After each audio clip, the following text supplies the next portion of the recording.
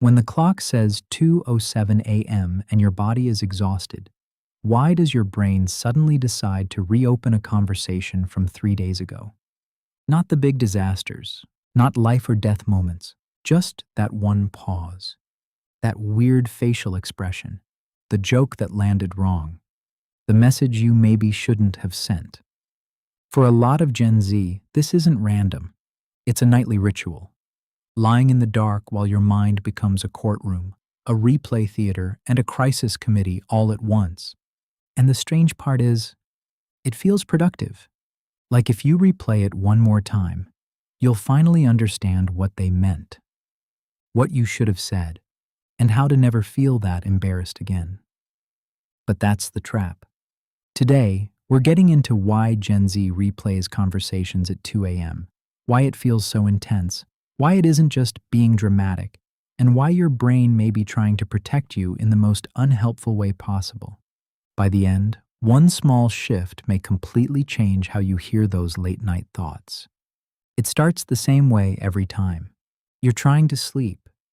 And then, out of nowhere, your brain says, "Remember that thing you said?"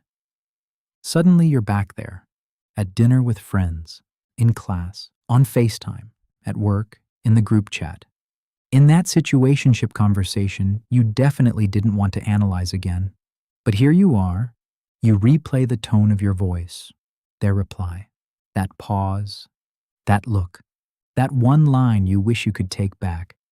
And now it isn't just a memory, it's a loop. Every generation overthinks.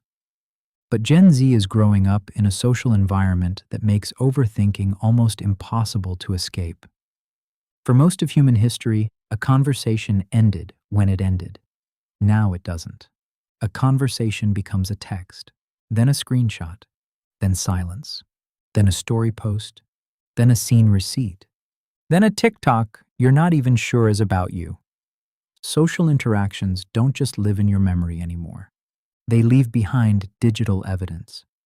And that changes everything, because uncertainty is fuel for replaying. When your brain doesn't know what something meant, it keeps the file open. That's the key. Your brain isn't always obsessing because it loves pain. Sometimes it's obsessing because it hates unfinished business. And Gen Z lives inside a culture full of unfinished social signals. Read receipts, half replies, dry texts, soft launches, ghosting, unfollowing, watching without liking, typing, then nothing. Modern communication is vague on purpose, which means your brain has more to interpret, more to predict, and more chances to assume the worst. The weird thing about replaying conversations is that it actually feels useful. It feels like analysis, like problem solving, like emotional homework. Your brain tells you, if we study this hard enough, we can prevent future embarrassment. And honestly, that makes sense. Your brain is constantly trying to predict what happens next. Memory isn't just storage, it's training data. So when you replay a conversation, your brain may actually be asking, how do we avoid rejection next time? How do we sound cooler next time?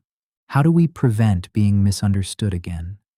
How do we make sure that never happens again? That doesn't mean the replay is healthy.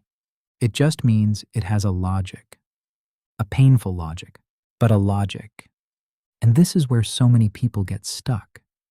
They think, if I'm still thinking about it, there must be something important I haven't solved. Not necessarily. Sometimes the loop continues. Not because the problem is deep, but because the emotion is unresolved. Now add one more ingredient. It's 2 a.m. At night, there are fewer distractions, less outside input, less ability to reality check your thoughts. You're not texting anyone. You're not getting clarification. You're alone with your interpretation. So your brain fills in the blanks.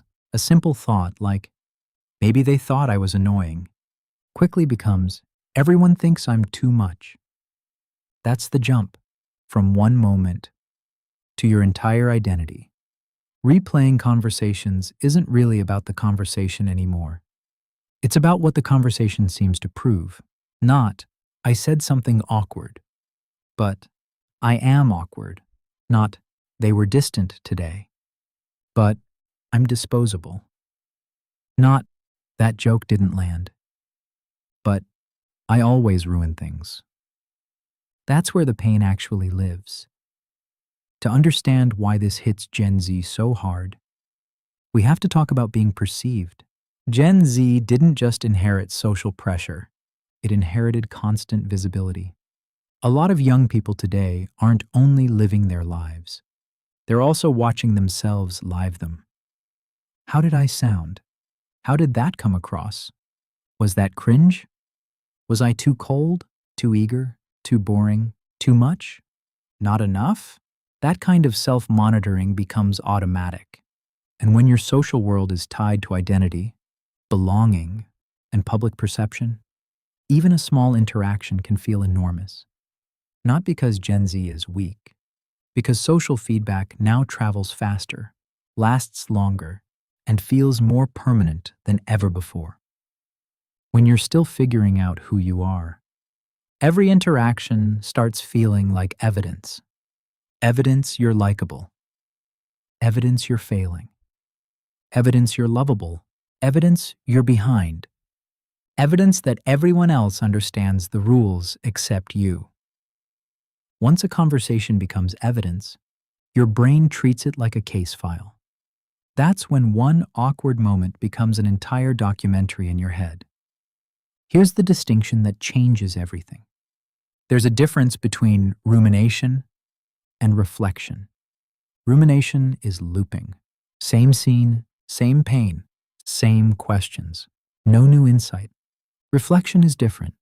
Reflection asks, what happened? What did I feel? What can I learn? What matters now? The goal isn't to force your brain to shut up. The goal is to give it a better job, not replay this until I suffer enough to become socially perfect, but extract the lesson, then close the tab.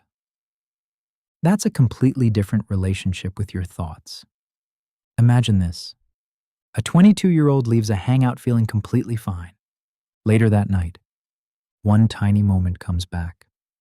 They made a joke. One friend went quiet. That's it. Just one quiet reaction. But at 2 a.m., the brain gets to work. Maybe they were offended. Maybe the joke was insensitive. Maybe they've been annoyed with me for weeks. Maybe the whole group only tolerates me.